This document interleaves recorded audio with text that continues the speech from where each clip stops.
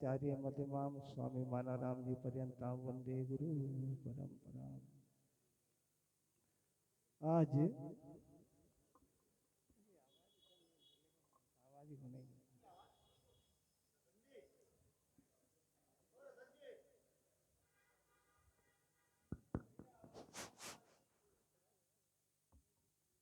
मैं जब मेरे स्थल से रामधाम से आया था, यहाँ आया था, तो मैंने देखा कि हेमराज जी तंवर नाम के एक व्यक्ति मिले। लेकिन जब हम यहाँ से प्रस्थान कर रहे हैं तो वो हेमराज नाम की जो बूंद है संत रूपी समुद्र में समाहित हो गई और अब वो हेमदास जी महाराज, हेमदास जी महाराज के नाम से पुकारे जाएंगे। तो मैं तो मेरा सुभाषी से दातड़ा धाम की पीठ की तरफ से हेमराज जी महाराज को, हेमदास जी महाराज को, कि आज आपका जन्म हुआ है, क्योंकि गई सो गई अब राख रही को। इतने दिन तो भौतिक जन्म था, अभी भी भौतिक ही है जीवन तो, लेकिन क्योंकि अब आपकी धारा बदल गई। आपको आपके गुरु महाराज की पीठ ने जो चादर दी है, ये चादर इतनी सस्ती नहीं है। कबीर ने लिखा चदरिया जीनी रे जीनी, इसको यथावत रखने का ये कर्म और धर्म अब आपका है। इतने संतों के समक्ष, समाज बंधुओं के समक्ष आप लोगों को चादर दी है। मैं तो बहुत बहुत शुभाशीष आपको सब संतों की तरफ से, मेरी पीठ की तरफ से, दातरा पीठ की तरफ से। मेरे पास बोलने का बहुत कुछ था, लेकिन मेरे को समय नहीं मिल पाया, क्योंकि भजनानंदी है अधिकतर मैक्सिमम लोग।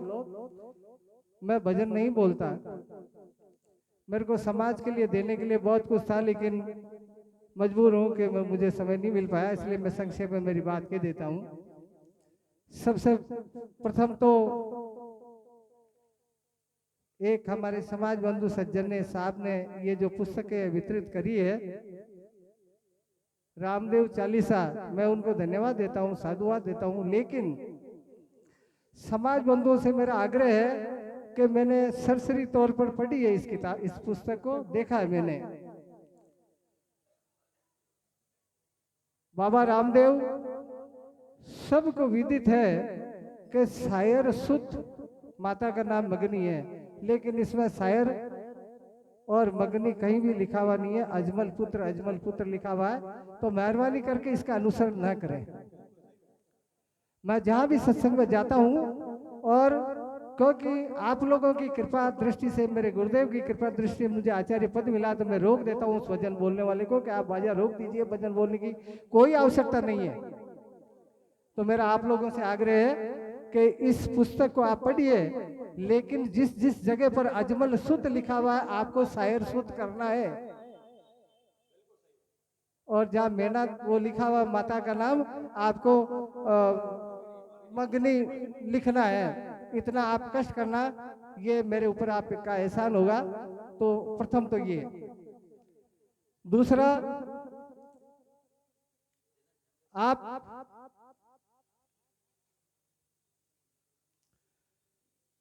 हेमदास जी महाराज से मेरा आग्रह है, अब्दुल कलाम साहब ने ये एक बार लिखा था, कहा था कि इस जीवन के अंदर अगर सदा सदा के लिए अमर रहना है, तो या तो कुछ करके जाइए, या कुछ ऐसा लिख के जाइए जो आपका नाम रोशन हो जाएगा। तो मैं तो ये कहना चाहूंगा आपको, संत को, कि इस मंदिर प्रांगण भौतिक रूप से आपको समर्पित कर दिया समाज ने, तो इसको कैसे क्या करना, डेवलप करना, ये आपका अधिकार बनता है, आपका धर्म क्षेत्र बनता है। अगली बार आए तो संभवतः हमें ये आकांक्षा होनी चाहिए कि इसमें कुछ अलग हो। आज मैं अपना आपको धन्य मानता हूं कि इस समाज में पैदा हुआ। जो जब मैं यहाँ से रुखसत होता हूँ, यहाँ से रवाना होता हूँ, मैं एक रेल सेवा का कर्मचारी से रिटायर हुआ हूँ। मेरे साथी यहाँ बैठे हैं बहुत सारे, शायद मेरी वेशभूषा देख के वो पहचान नहीं पाए होंगे।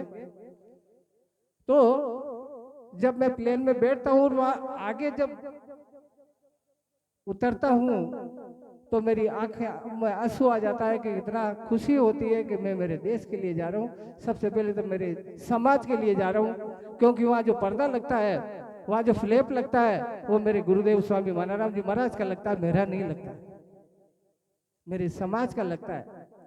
तो मैं धन्य हूँ समाज में पैदा होके कि आज इस देश की सीमा को छोड़कर बाहर जाता हूँ। और बड़ा दुख का विषय है कि वहाँ हजारों लाखों, अभी मैं ब्रिस्बेन गया था, करीब 25,000 लोग थे।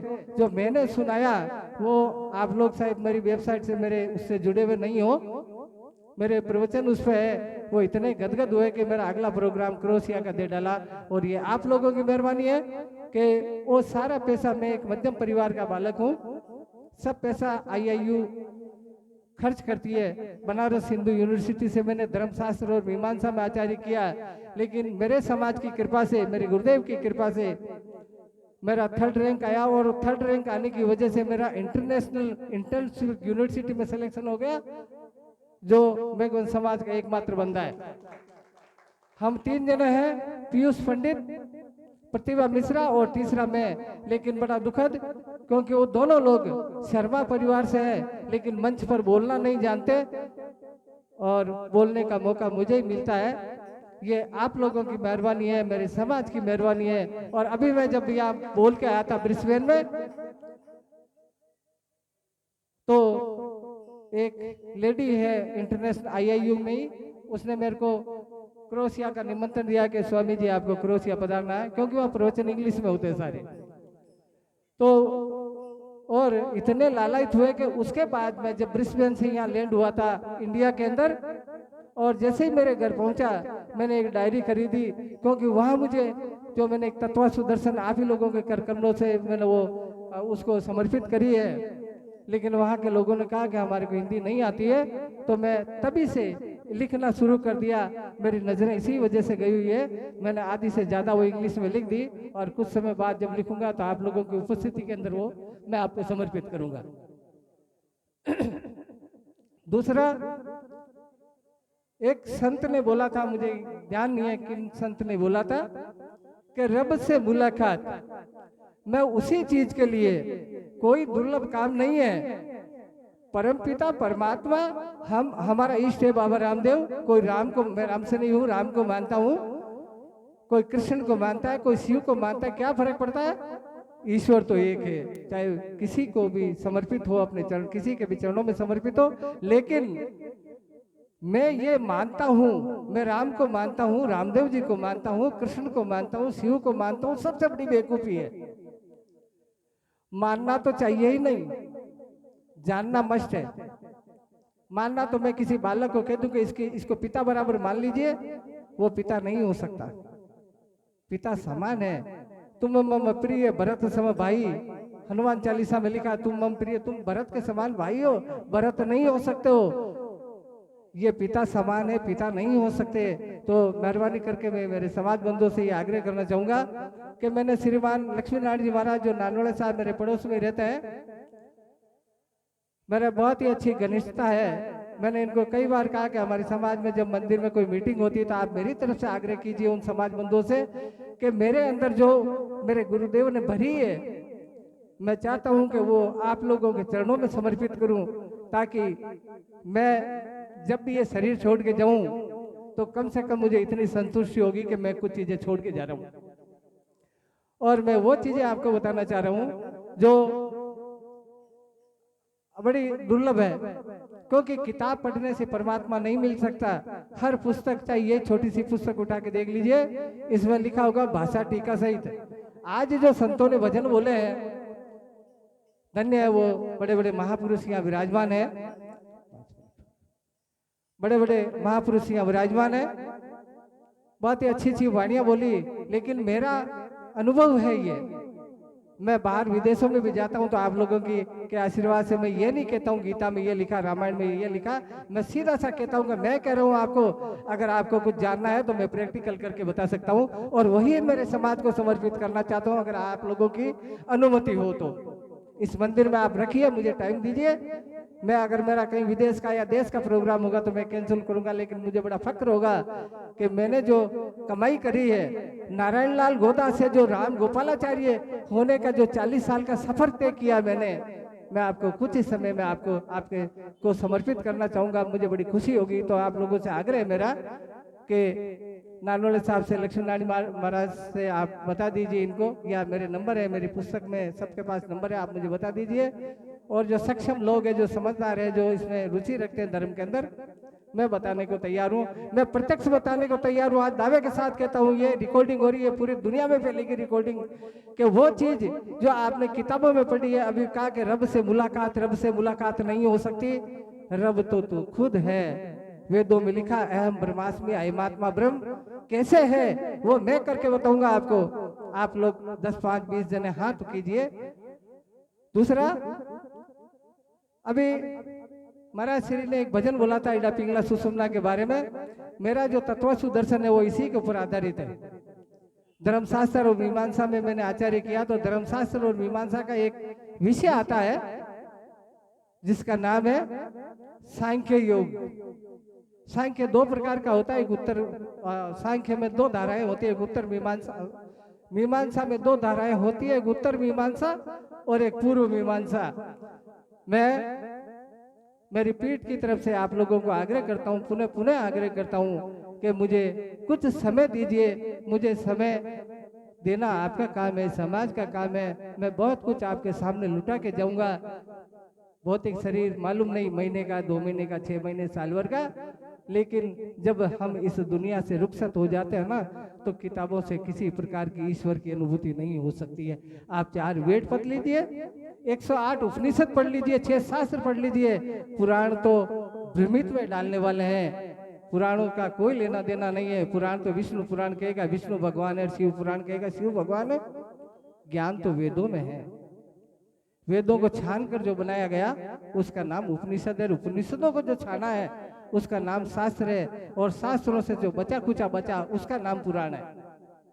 जो हमारे संत लोगों ने भी भजन बोले हैं, बड़े मार्मिक भजन बोले हैं, लेकिन क्योंकि अभी मैंने थोड़ी देर पहले बताया कि किसी भी चीज को पढ़ो ना, तो भजन न तो बोलने से कल्याण होने वाला है, ना सुनने से कल्याण होने वाला है। संतों ने बोला क्या है उस मर्म को देखना हमारे को। श्रीमद् भागवत गीता में भगवान कृष्ण ने अर्जुन को गीता सुनाई। गीता में प्रथम पृष्ठ पर लिखा हुआ है भाषा टीका सहित। भाषा वो है जो कृष्ण ने अर्जुन को सुनाई। क्यों? क्योंकि अर्जुन उस भाषा को समझता था, लेकिन क्योंकि हम लोग नहीं समझते हैं, वो देव भाषा है, इसलिए किसी ऐसे डॉक्टर साहब जैसे विद्वान ने उसका टीका कर दिया। लेकिन टीका अंतिम सत्य नहीं है साथियों, वो तो शब्दार्थ है। शब्दार्थ के अंदर 2 चीज और छिपी हुई है, एक का नाम भावार्थ है। कृष्ण का कहने का भाव क्या था अर्जुन को, लेकिन भाव भी अंतिम लक्ष्य नहीं है। अंतिम लक्ष्य होता है यथार्थ, हकीकत। क्यों कहा उसने अर्जुन को ऐसा, तब जाके आपको उसकी अनुभूति होगी। अभी थोड़ी देर पहले संभवतः डॉक्टर साहब ने कहा था सोमहंस किसी ने बोला था, मैंने सुना था। मेरे गुरुदेव कहा करते थे, ये संत जो टोली बैठी है ना, ये हो सकता है ज्यादा पढ़े लिखे नहीं हो, लेकिन इनके पास ज्ञान, आत्मज्ञान इतना कूट कूट के भरा है कि एमए, डबल एमए वालों को वो तो पढ़ाई है हमारे इस दुनिया में काम आने वाली। और ये जो इनकी पढ़ाई है ना, ये आगे काम आने वाली, अपने आपके कर्मों में जुड़ेगी। कर्म 3 प्रकार के होते हैं, उन कर्मों में जुड़नी है ये प्रारब्ध में। तो सज्जनों, मैं तो पुनः से पुनः आपसे आग्रह नहीं बल्कि मैं करबद्ध निवेदन करना चाहता हूँ समाज बंधुओं से कि नानोले साहब को आप बता देना या मुझे फोन कर देना। मेरे साथी लोग बैठे हैं यहाँ, ये पवार साहब बैठे हैं, और भी कई रेलवे कर्मचारी बैठे हैं, उनको बता देना, डायरेक्ट मुझे फोन करना। मैं आपको कुछ समय देना चाहता हूँ ताकि आपको ये पता पड़े, अभी भजनों के माध्यम से ये वेदांत के बहुत बड़े विद्वान संत है पहला जी महाराज, कि मैं कौन हूँ, कहाँ से आया हूँ, कहाँ जाना, ये हमें पता ही नहीं अभी तक। मैं कौन हूँ? मैं रामलाल, श्यामलाल, गीता, सीता, मोहन, इस प्रकार से हूँ, ऐसा स्वीकार करते हैं हम लोग। क्या करने आया हूँ? शादी करके बच्चे पैदा करके उनकी शादी ब्याह करके ये करने आया हूँ, ये सोचते हैं हम लोग। कहाँ जाना है, मरने के बाद भगवान जाने कहाँ जाना है, ये उनको पता नहीं। मैं इस मंच के माध्यम से आपसे पुनः आपके चरणों में समर्पित करना चाहता हूँ मेरी बात के। मैं इस चीज को अनुभव करके बताऊंगा, प्रैक्टिकल करके बताऊंगा। मेरी बात पे कभी विश्वास मत कीजिए। मेरे गुरुदेव कहते थे कि बेटा, मैं कहता हूँ जो सत्य है, लेकिन अंतिम सत्य जब है जब तेरा मन मानेगा, तेरा शरीर मानेगा। क्योंकि मन मस्तक माने नहीं जब तक खता न खाई, जैसे विधवा स्त्री गर्भ रहे पछताई। तो सज्जनों, कम से कम अगला खेत हर किसान की ड्यूटी होती है कि बारिश आने वाली है तो कम से कम इस खेत की हकाई जुकाई चौथाई खाद वगैरह तो डालना है ताकि फसल अच्छी हो। हमने न तो इस खेत की अगले खेत की हकाई करी है, न जुताई करी है, न खाद डाला है। कल्पना कीजिए अगला खाद कैसा बंजर होगा हमारा। तो हम इन संतों की शरण में जावे और ये संत लोग हमारे को सोम हंस का जो ये बतावे। सोम हंस का तात्पर्य ये है, संस्कृत का शब्द है स मन वह, अहम मतलब मैं, हंस मन ईश्वर। वो ईश्वर मैं हूँ, वो ईश्वर मैं हूँ। इस प्रकार हम ये स्वीकार करें, हम ये मान लें, हम ये जान लें, तो ही हमारा मनुष्य जीवन धन्य है। क्यों? मैं आपका 2 मिनट का समय और लेता हूँ कि वेवस पुराण के उपनिषद के अंदर ऐसा लिखा है कि जब आदमी इस भौतिक शरीर को छोड़ता है अंत समय के अंदर, तब वो जिस भी रूप में स्वीकार करता है, चाहे बाबा रामदेव के रूप में स्वीकार करो ईश्वर को, चाहे राम के रूप में स्वीकार करो, चाहे कृष्ण के रूप में स्वीकार करो, चाहे शिव के रूप में स्वीकार करो, वही आपकी स्मृति सामने होगी, आपकी आंखों के सामने होगी वो स्मृति जिसको आप स्वीकार करते हो। कल्पना करो वहाँ रिश्वत नहीं चलती। वो ये कहेगा कि ये तूने अच्छा किया, थोड़ी चेहरे पे मुस्कुराहट आ जाती है। तो हम लोग इतने बेवकूफ है कि हम लोग परिवार को कह देते हैं कि पोते पोती आ गए, इसलिए दादा के चेहरे पे थोड़ी सी मुस्कुराहट आ गई। मुस्कुराहट इसलिए आई कि उसके कर्म बता रहा वो विधाता। आंख में आंसू आ जा तो इसलिए बच्चे कहेंगे कि दादा के इसलिए आंख में आंसू आ गए कि ये जा रहे हैं। ऐसा आंसू नहीं आते हैं, आंसू इसलिए आए कि तूने ये खराब कर्म करा, इजिकल टू इसका रिजल्ट ये। वह कतई कोताही नहीं बरती जाती। तो कम से कम हम यहाँ से मुस्कुराते हुए रुखसत हुए अगली माँ के पेट में जाए। क्योंकि मैं जो आपको बताना चाह रहा हूँ, मेरे समाज बंधुओं से पुनः मेरा आग्रह है कि मैं जो बताने जा रहा हूँ, मैं दावे के साथ कह सकता हूँ कि आपको अनुभव करके बताऊंगा, प्रैक्टिकल करके बताऊंगा। जब जीव इस शरीर से निकल जाता है ना, तो उदान वायु से निकलता है और माँ के पेट में सूक्ष्म शरीर को स्थापित करके ले जाता है और माँ के पेट में स्थापित हो जाता है। हम कहने को तो कहावतें बहुत सारी कहते हैं। कोई आदमी अगर कोई गलत काम कर लेता है तो हम कहते हैं कि इसके तो सर पे काल घूम रहा है। हमारे शरीर के अंदर 10 प्राणवायु है। मैं ज्यादा नहीं बोलूंगा क्योंकि बाबा रामदेव की पूजा का टाइम हो गया। तो बस इसी एक लाइन के साथ मेरी वाणी को विराम दूंगा कि हमारे शरीर के अंदर 10 प्रकार की वायु है, 5 प्राणवायु है, 5 उपप्राणवायु है। प्राणवायु में से एक जिसका नाम उदान है और उप प्राणवायु में से एक जिसका नाम धनंजय है, वो दोनों जिंदगी भर कभी नहीं मिलती। धनंजय वायु हमारे सिर पे रहती है, इसीलिए हम कहते हैं कि तेरे सिर पे काल घूम रहा है। क्यों काल क्यों कहते हैं? क्योंकि जब आदमी शरीर छोड़ेगा ना, या आत्मा निकलेगी इसमें से, तो धनंजय घुस जाएगी और उदान निकल जाएगी, यानी दोनों का कभी मिलाप नहीं होता है। तो कम से कम सज्जनों, मेरे पास बोलने का बहुत सारा विषय है, लेकिन मैं इन्हीं शब्दों के साथ मेरी वाणी को विराम देकर, अगर बीच में समय मिलता तो मैं और कुछ बोलता। आप लोगों का अगर आशीर्वाद मिलता तो, लेकिन क्योंकि समय की बड़ी बाध्यता है, बाबा रामदेव का समय हो गया, इसीलिए मैं तो वाणी को विराम देने के पश्चात पुनः पुनः आपसे आग्रह करूंगा, निवेदन करूंगा कि आप किसी न किसी रूप में मोबाइल के द्वारा या महाराज के द्वारा, लक्ष्मी नारायण जी महाराज के द्वारा आप